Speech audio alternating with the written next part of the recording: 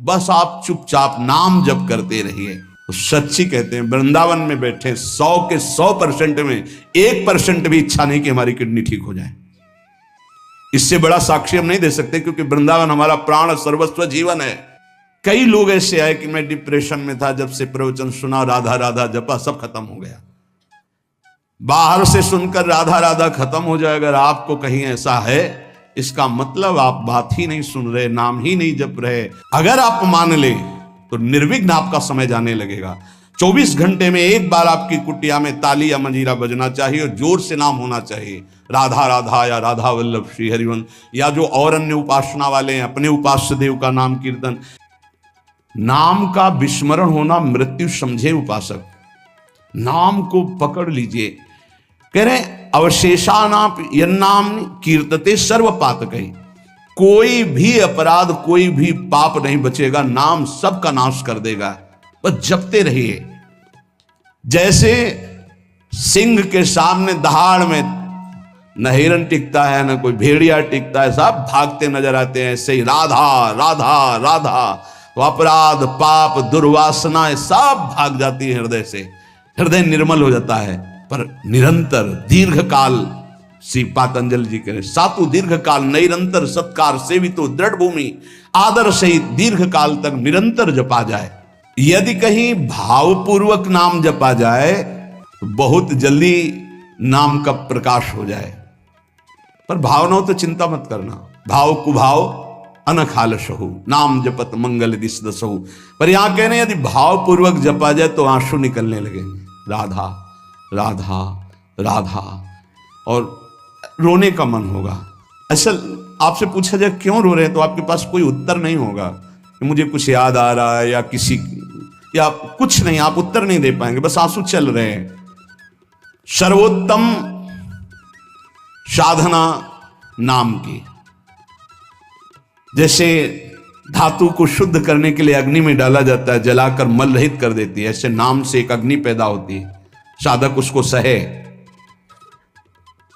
जब अग्नि जैसे होती तो ताप होता है, ऐसे नाम जपने से हृदय में एक जलन पैदा होगी जो तुम्हारी दुर्वासनाएं छुपी हुई उनको भस्म करेगी।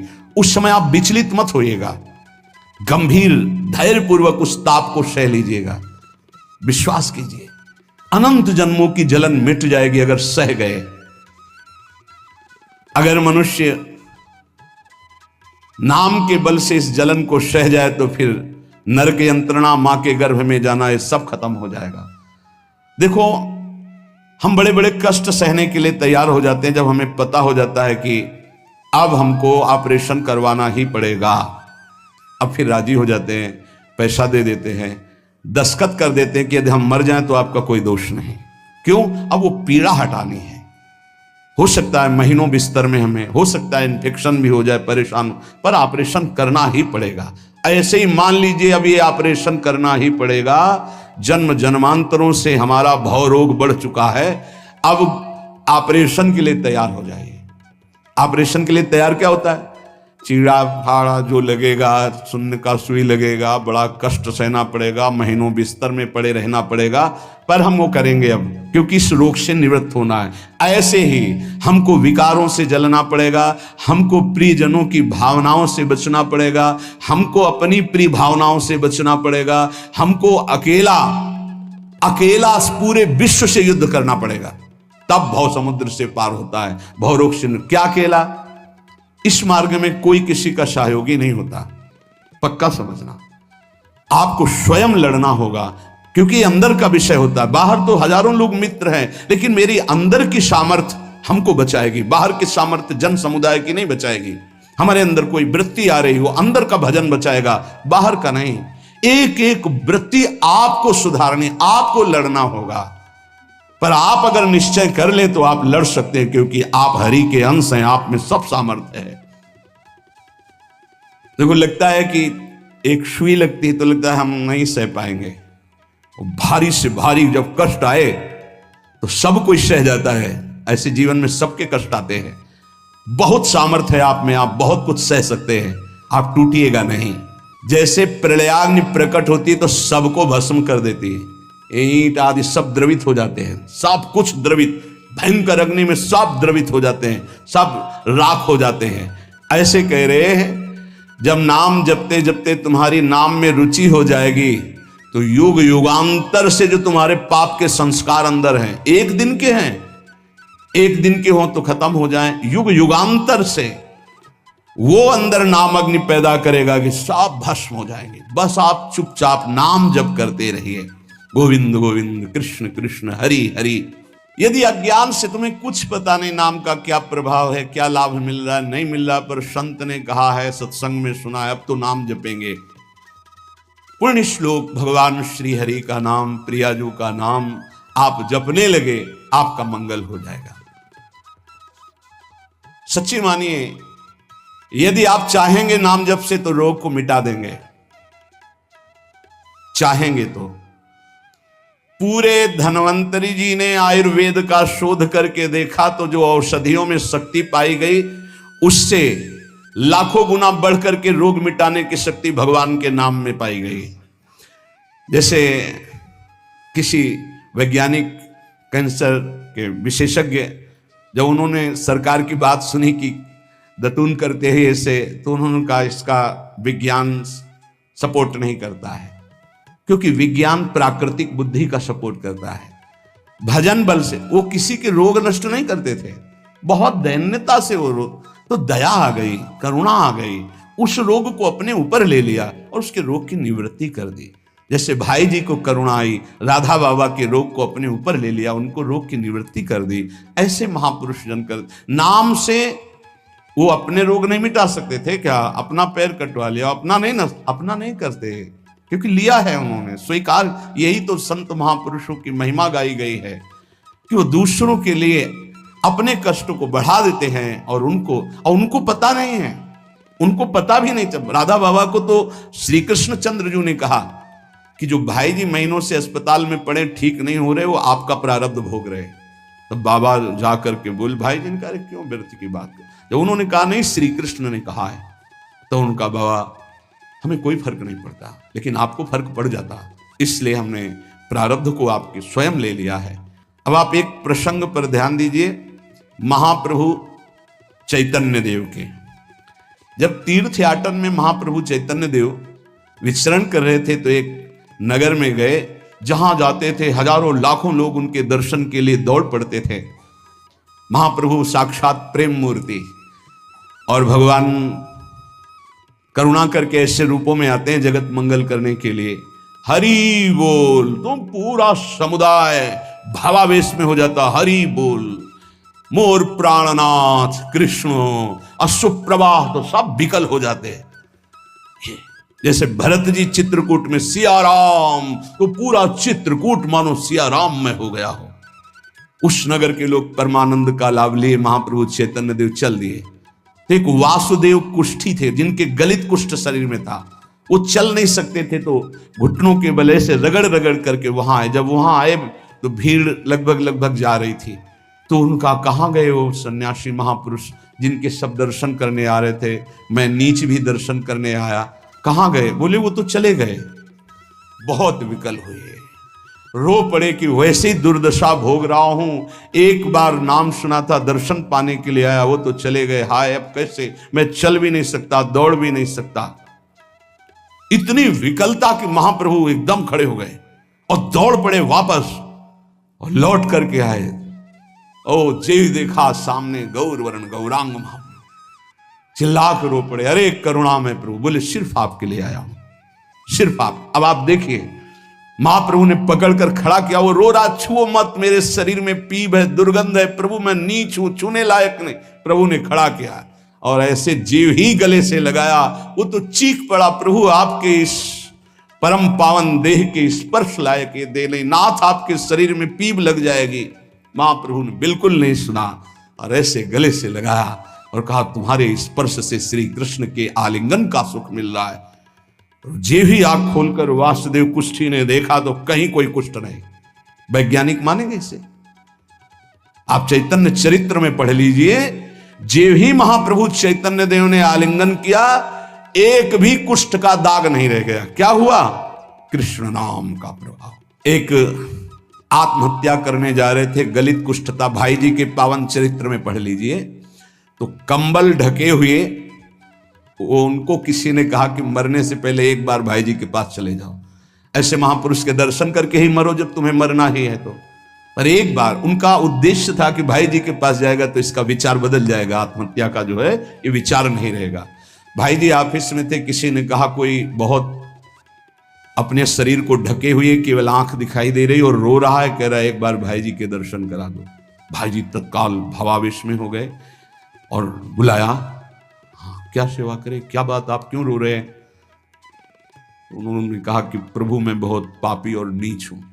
नहीं नहीं भाई ऐसा मत बोलो, क्या बात है, आप कंबल से अपना मुख क्यों ढके? हटाइए। तो जे भी हटाया तो घाव, पीप, पूरे शरीर में गलित कुष्ठ, पापों का बड़ा भारी दंड।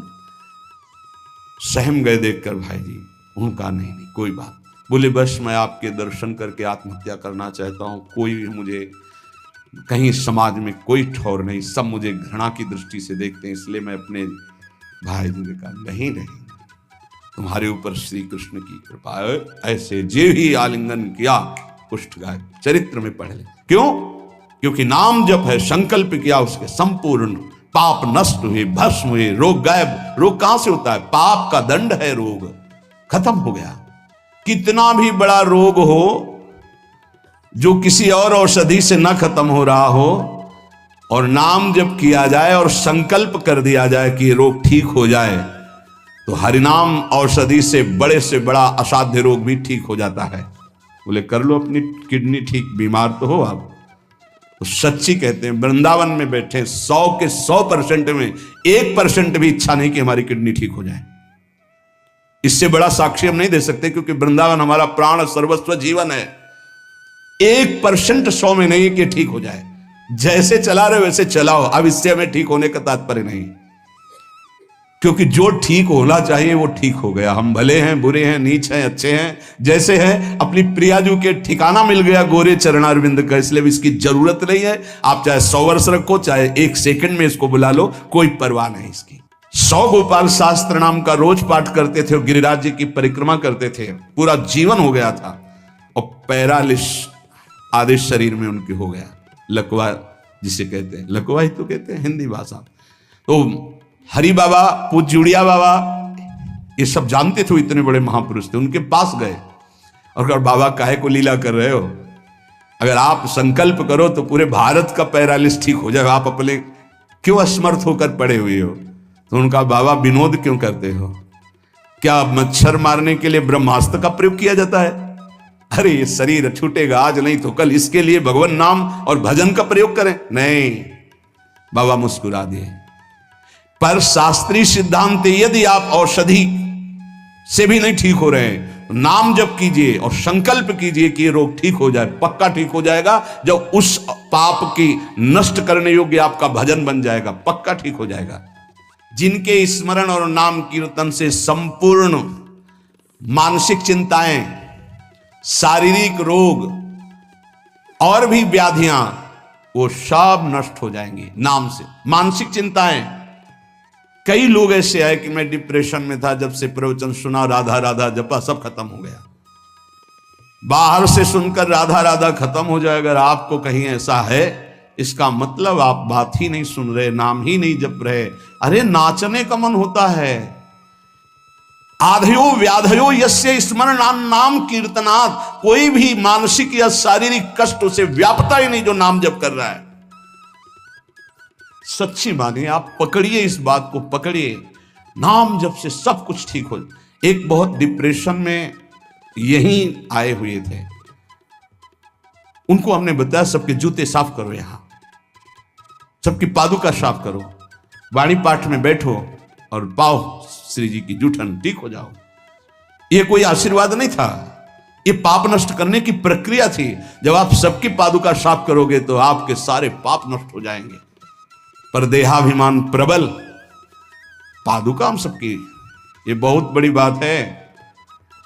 बड़े सौभाग्यशाली जिनको ये रहस्य पता चल जाए कि सब संतों के बाथरूम साफ करने का अवसर मिले, पादुका साफ करने का अवसर मिले, जूठन फेंकने का अवसर मिले, तो अहो भाग्य, जीत गए आप इस माया पर। पर यह बात सबकी समझ में नहीं आएगी, क्योंकि अभिमान नष्ट होता है। जिस समय आप दूसरों की पादुका साफ करेंगे, उस समय आपके पाप और अभिमान दोनों का नाश हो जाएगा। पर ये बहुत कठिन बात है, बहुत कठिन बात है। सब लोग खड़े हैं और आप उनकी पादुकाएं, और कोई कठिन बात नहीं। आप गुरुद्वारा जो साहब कहते हो, वहां चाहे आप जितने बड़े पदाधिकारी हो, वहां अगर सेवक हो तो वहां पहले जोरी सेवा मिलती, पादुका की सेवा करो। और सब करते हैं। सर्वरोगोपशमनम सर्वोपद्रवनाशनम शांतिदम सर्वरिष्टानाम हरे नामानुकीर्तनम।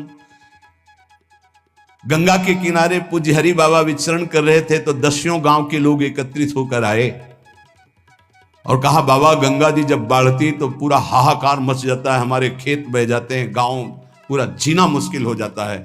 ना कोई इस बात को समझ पा रहा है और ना हम में कोई सामर्थ्य है। बाबा कृपा करो, आपके पास तो बहुत लोग आते रहते हैं। हरि बाबा विश्व प्रसिद्ध महापुरुष थे, उड़िया बाबा सदैव साथ रहते थे। अनूप शहर। हरि बाबा ने सबकी करुण पुकार सुनी तो बाबा ने कहा, हाँ हमारे पास एक बहुत बड़ा पावर है, नाम। सुनो, सबको साथ देना पड़ेगा। क्या? बोले बालू का बांध बांधेंगे। हमारे पास पैसा नहीं, हमारा कोई सहयोग नहीं, तो हम बालू का बांध। तो बोले बालू का बांध गंगा जी? बोले जहां नाम जप करके तसला रख दोगे बालू का, गंगा जी चाहे जितनी बाढ़ है उसको काट नहीं सकती। तो जानते हो अब तो बहुत बड़ा बांध बना हुआ है, उसको हरि बाबा बांध से ही कहते हैं, हरि बाबा के नाम से ही बांध। पर बाबा ने पहला बांध जानते हो काहे को बनवाया? बालू का। भर भर के बालू, नाम उच्चारण हो रहा है, हरे कृष्ण हरे कृष्ण, बाबा यह कीर्तन करवाते थे। और ऐसे तसला फावड़े में भरा जा रहा है, कृष्ण कृष्ण कृष्ण, और रखा जाता कृष्ण। बोले गंगा जी की सामर्थ्य नहीं कि काट दें। ऐसा ही हुआ, गंगा जी बहुत बढ़ी पर दिशा बदल दी, बांध का स्पर्श ही नहीं हुआ। और आगे चलकर जब पता चला कि बाबा ने ऐसा बांध, तो फिर सब मिलकर सरकार ने भी बहुत सुंदर बांध बना हुआ है और वहां आज भी कीर्तन अखंड चलता रहता है। बहुत बड़े बड़े महापुरुष वहां बैठ करके साधन भजन भी किए। हरि बाबा उड़िया बाबा जब थे तो भाई जी महाराज, बड़े बड़े संत जाकर वहां सत्संग करते थे। नाम का प्रभाव गंगा जी ने नहीं स्पर्श किया, उस बांध को जो बालू का बांध दिया गया। आप समझते क्या? नाम में अपार। कैसे कोई वैज्ञानिक मानेगा इस बात को कि ये नाम का प्रभाव? रोज नाम कीर्तन में वर्षों से एक भक्त जाते थे। बाबा ने पूछा, देखो अगर संत किसी को पूछते हैं तो आप ये समझ लो कि आपके जन्म जन्मांतरों के सुकृत सफल हो गए कि आप उनकी स्मृति में हैं। वैसे तो दृष्टि नहीं जाती, पर सब जब जहां अपनापन हो जाता है दृष्टि, वो भगत नहीं दिखाई दे रहे तो उनका प्रभु तो आज ही पधार गए बिना कीर्तन के। ये कोई 200-400 वर्ष नहीं हुए हरि बाबा को गए, भी बहुत 60-70 वर्ष हुए होंगे। उड़िया बाबा, हरि बाबा, भाई जी सब एक समकालीन महापुरुष है। उनका बाबा, उनका तो विमान बन रहा है, वो तो दाह संस्कार के लिए ले जाएंगे। बोले नहीं, पहले विमान यहां लाओ। बाबा घंटा बजा करके बोलते, हरि बोल। मारा घंटा में ध्वनि हरि बोल का, विमान की रस्सी खोल दो। 2-4 बार घंटा जे भी बजा, उठ के बैठ गया। बोले कीर्तन के बिना कैसे जा रहे हो? अब आप ये वैज्ञानिक कोई मानेगा? ऐसा कैसे हो सकता है? अरे कर तुम अकर तुम अन्यथा कर तुम, जहां सुई का धागा नहीं जाता वहां से अनंत ब्रह्मांड पार कर दे, उसे परमात्मा कहते, उसे भगवान कहते हैं। कीर्तन हुआ, बोले अब जाओ हमारे हरि के पास। तत्काल मुरझाई, शरीर छूटा, विमान पे चिता। ये हजारों की भीड़ के बीच में हुआ, कोई अकेले एकांत में नहीं हुआ। कई लोगों को प्रश्न हुआ कि बाबा की वास्तविक किडनी खराब है। किडनी के मरीज नहीं है, शरीर किडनी का मरीज है। लेकिन जब हम होते हैं तब किडनी के मरीज नहीं होते, और जब किडनी के मरीज होते तो हम नहीं होते। ध्यान रखना। अब ये तुम समझ पाओ तो समझ लो। इस समय हम मरीज नहीं हैं, इस समय डॉक्टर हैं हम। अभी जब इससे उतरेंगे तो मरीज हो जाएंगे, पकड़ लेंगे लोग, वहां खड़े करेंगे। ऐसे बैठे रहना, चलता रहेगा। ये केवल राधा नाम का प्रभाव समझो। ये केवल राधा प्रताप है, श्री जी का प्रताप है। ये नाम प्रताप है। जब साधु नहीं रहता ना तो उसकी जीवनी में लिखा जाता है तो बोले अच्छा ऐसा था।